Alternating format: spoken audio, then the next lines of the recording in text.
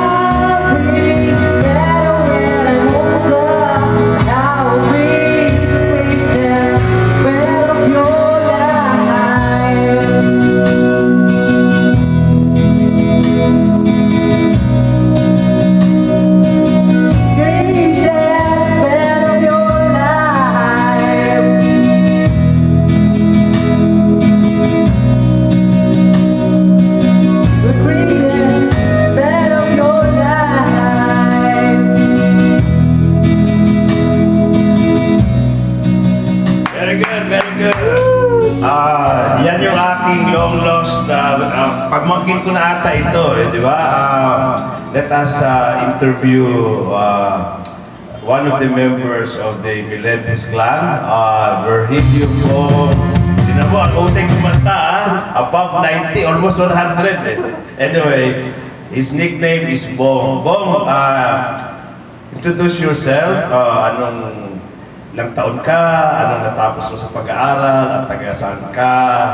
And para doon sa ating mga ibang kamag-anak, no? We are trying to come up with the Melendez clan page in Facebook. So, ito yung unang mga palabas natin sa ating Facebook. So, Bong, introduce yourself formally. Hello everyone, I'm Bong Melendez from Zamboanga, Kabasalan, Zamboanga, Sibugay, 28 years of age.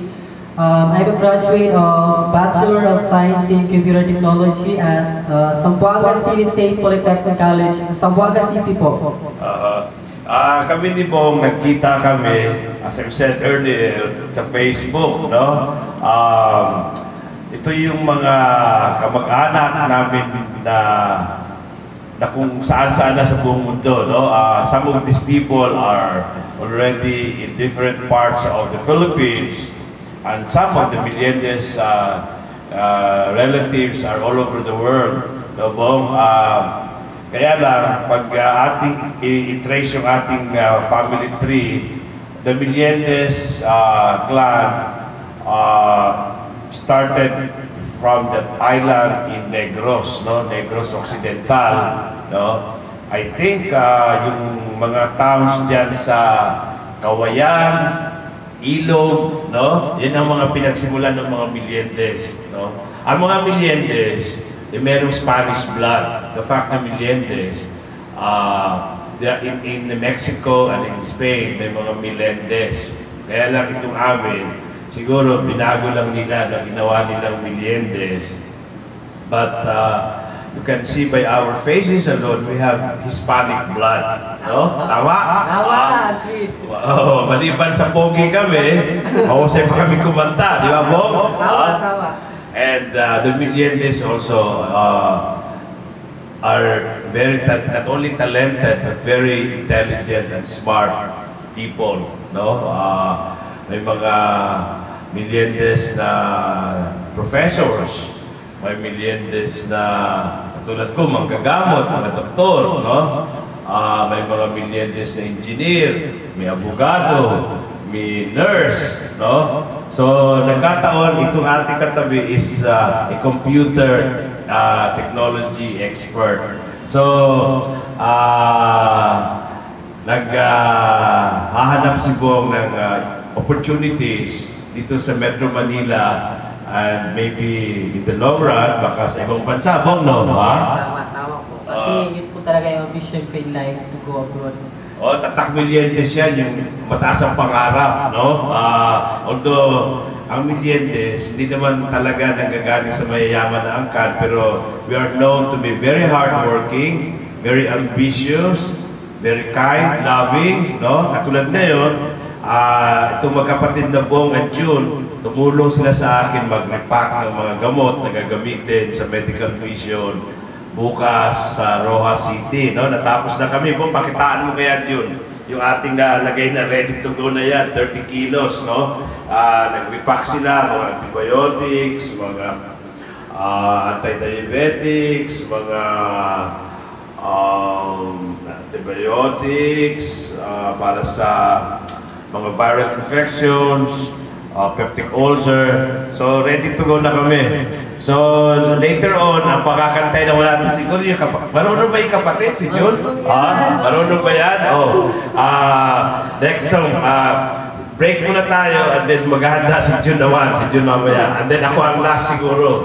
Papakita natin sa ating mga viewers na ang mga Melendez, tawag dito, may talent sa singing, may talent sa dancing, matatalino, at mga pogi, at mga ganda, no? Tama. Tama ba yun?